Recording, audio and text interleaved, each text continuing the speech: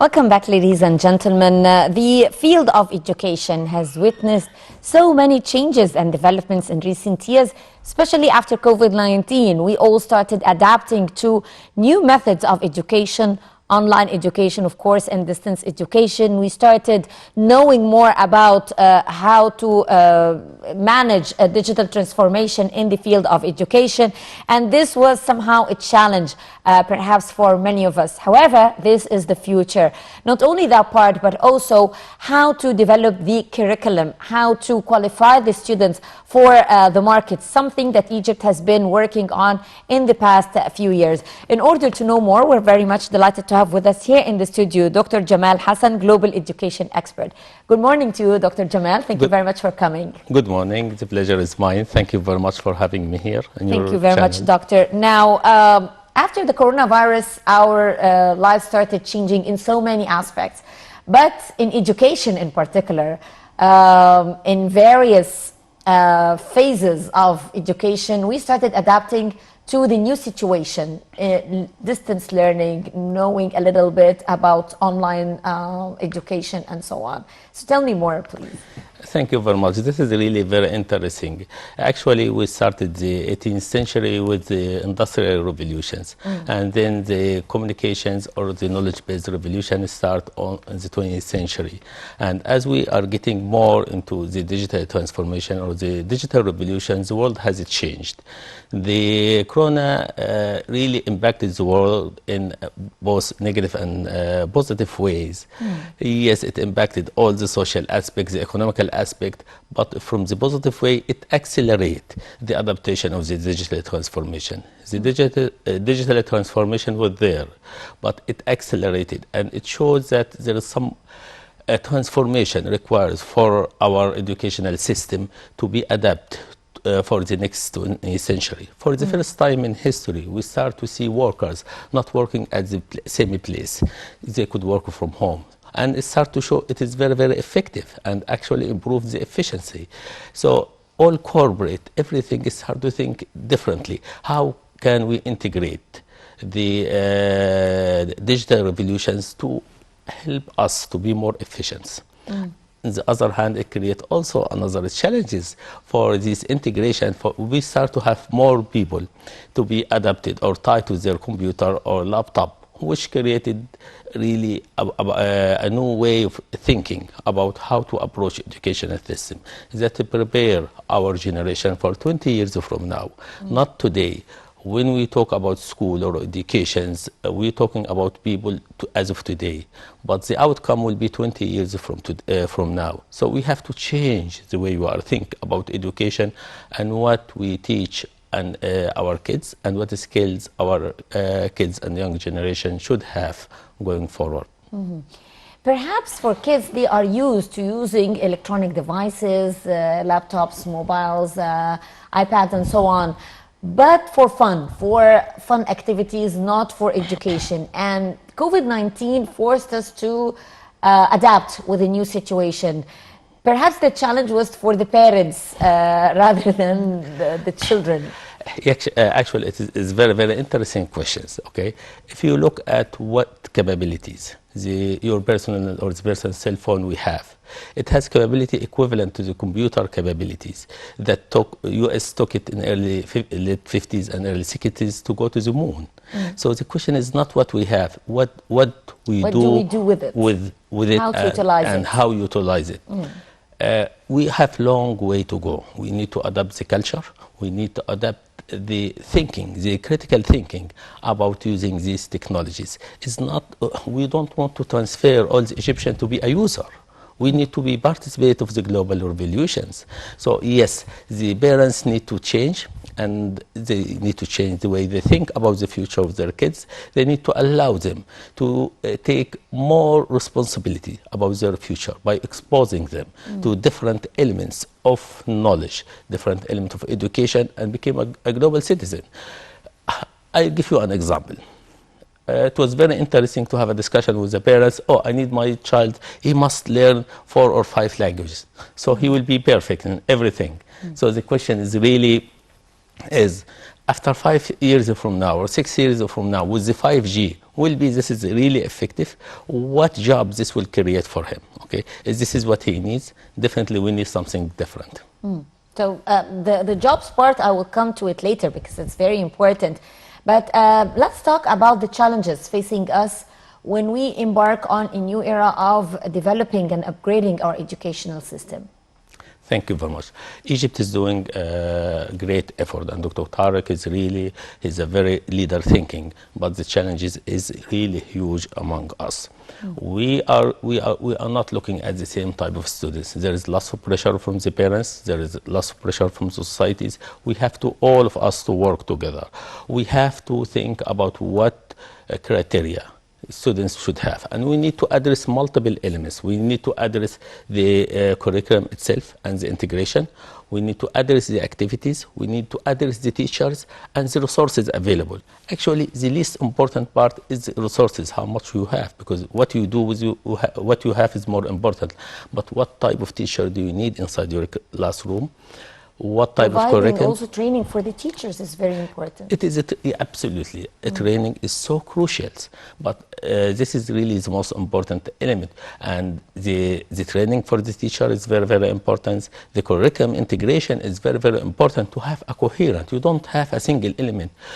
We are no longer working on having a students with a single point of view or learning only one thing. We must develop students and new generation that are in a T-shape. They can be adaptable, they can be transformed from one area to the other with the fast pace of change on the current society, and we have.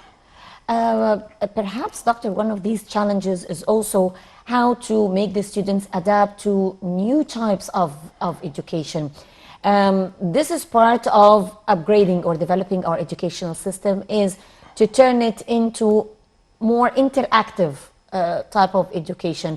I learned in an American school as a child, so I did not learn the English language by getting the grammatical rules first and then applying it. It was more interactive, and then we get to know the rules of the language and so on after getting introduced to the language or the subject or the course through interactive activities with our teachers. And this has been recently introduced here in Egypt. A new thinking, as you kindly mentioned, modern way of thinking is to make the educational process more interactive. How do you see that? Thank you very much. Really, the Egyptian students is one of the most smart students. I was looking, and I went to school around the world. I was fascinated by the Korean students. Okay, and I visited them, Finland, Singapore, China, US, Brazil. This was very interesting.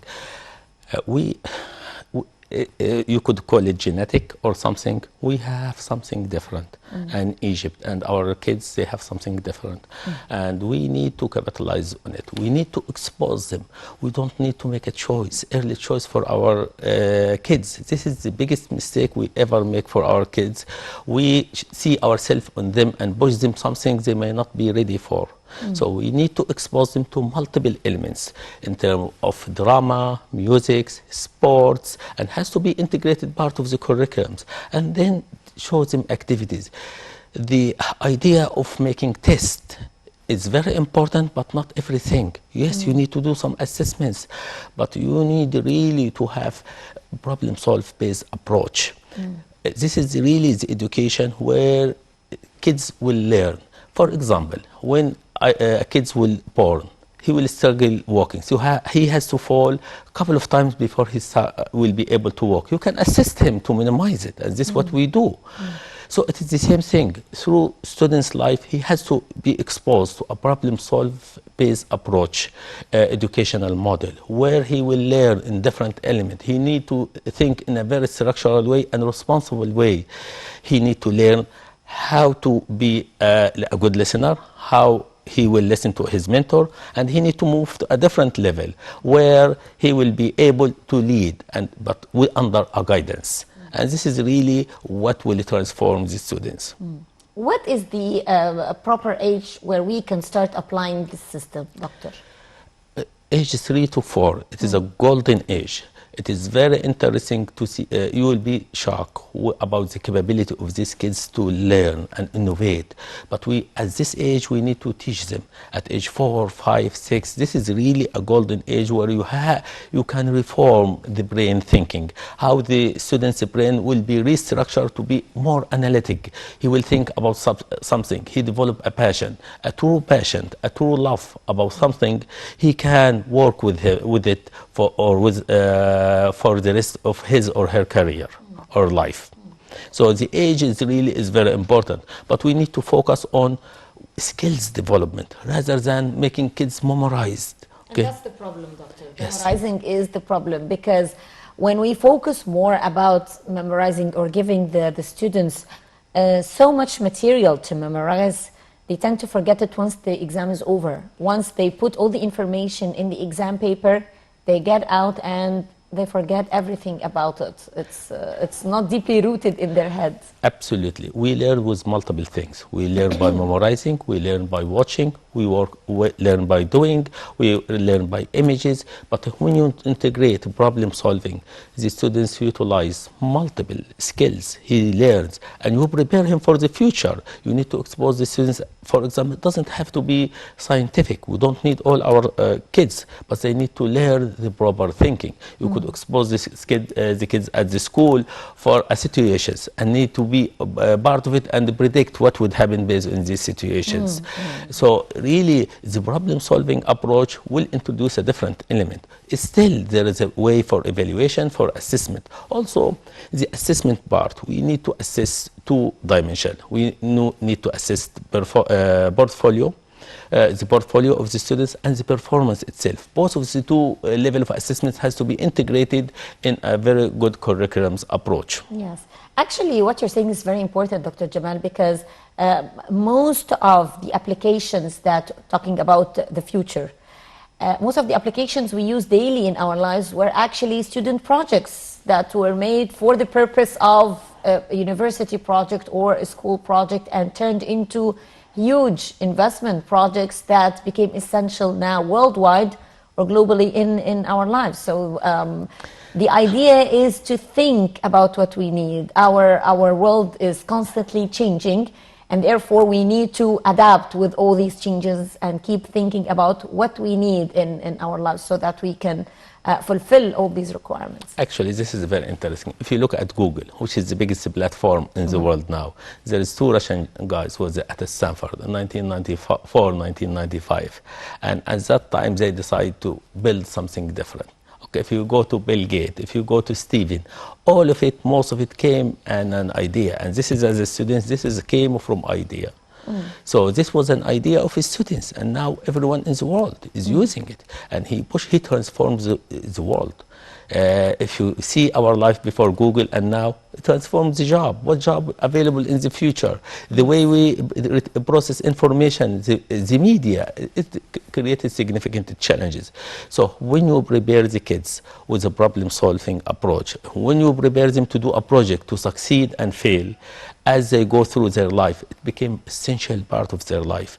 By the end of their career, by the time they reach grade 9 or 12 or graduate from school, they need to answer simple questions. Really, am I ready to lead my life? Do I know my way in life? Do I got exposure through all my life to address all the challenges which I might face? Am I capable of that? Can I work with others? Because with the digital transformation, with the corona, which is speeded significantly, we will be surprised. You could be working in a classroom in the US and Egypt, in the US and China. This will happen very soon. You have this integration. We don't need the people to be physically exist. Some people they have, but lots of people they don't. So this integration, the global citizenship for the people, even with the global political challenges, it will grow. It will grow significantly because we became one village. There is no difference. So this is how we need to think about the future and the skills our kids need to develop. Yes. Dr. Gamal, you touched upon a very important and critical issue, especially for students here in Egypt. I know it's a global problem, but particularly for Egyptian students, it is a problem. Knowing what I want for the future, preparing myself or qualifying myself as a student for the upcoming challenges. Many students reach year 11 and 12 not knowing what they want to become in life. They have no clue, absolutely no idea what to do. In some Western countries, in Europe and America, there is the academic advisor. But here in Egypt, the situation is perhaps different. It's affected by cultural factors, what the parents want their children to study, if they want them to be doctors or engineers or so on, or if the child or the student at least knows what he wants. But in many cases, they are lost. They have no idea what I asked many kids at the age of 16, 17, and this is the age where they should be deciding how their future should go. So how can we help the students at an earlier stage get more information about what they can do in life, discover their own talents, discover their own capabilities, so that would help them decide what they want to study or major in? You raise a very, very important question. Let me just, before I answer your question, I give you an example. Yesterday, I was meeting Captain Zizo Abdel Shafi. Okay, and Dr. Captain Shawki Abdel Shafi. And I will ask him these questions. How did you, Captain Zizo, involve, in sports, and was this the talent? How did you discover it? Because this is a very, very fascinating question. And I was surprised. His answer that I never thought that I really am good playing football or soccer, whatever you call it, So he never thought about it, And he was playing and was hiding from his father until his father saw him. One time he's playing and he discovered it.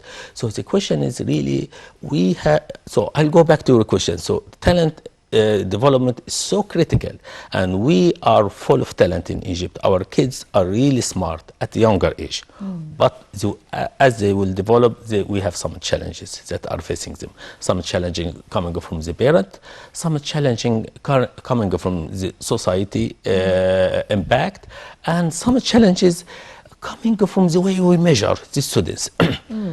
We still have the acceptance at the university. We start to make some changes, and we need to accelerate the changes of measuring multidimensional for the students. So for the students to expose, this is where you need to expose them. Students through his life, his schools, he needs to expose to different elements. He needs to expose to drama, music, swimming, soccer, squash, scientific. He needs to expose in a structural way. Volunteer work, even volunteer work and social activities. I moved to the US in 1997. I was working in universities, and I left and I decided to move to the US, and nothing impacted my life more than volunteer work, because this guide you, volunteer work and mentor. These two aspects, we don't have them widely spread in Egyptian societies. How to listen to a mentor to guide you, to build on his experience. Yes. So this is so critical. So you need a mentor, and you need to volunteer. And actually in our organization, how we develop people, not even the students, we give them volunteer work and see how they will perform under this one. And based on this, we evaluate with them, we promote them. It is the same thing. We go to the kids. We have a major challenge with our kids in Egypt. They go to grade 12, where they need to make changes. And most of them, my father loves this. My father do this because I want to be him. Even he might have better talent, and he could be even much better than his father or his mother. Don't misunderstand me. So really, we need to expose them, give them the freedom, give them same educational, but we need to expand our daily work. We cannot you cannot expect to give the students work from 8:30 to 1 or 2 o'clock and expect him to master education and master all these talents. We need to expand our day so the students will be more focused and integrate things. The assessment itself, how we assess the students, this is something structural we needed. Yes. So if you have a very good assessment, mentoring for the students through his exposing him to a different element from earlier, from kindergarten, K1, K3, K2 or grade 2, grade 3.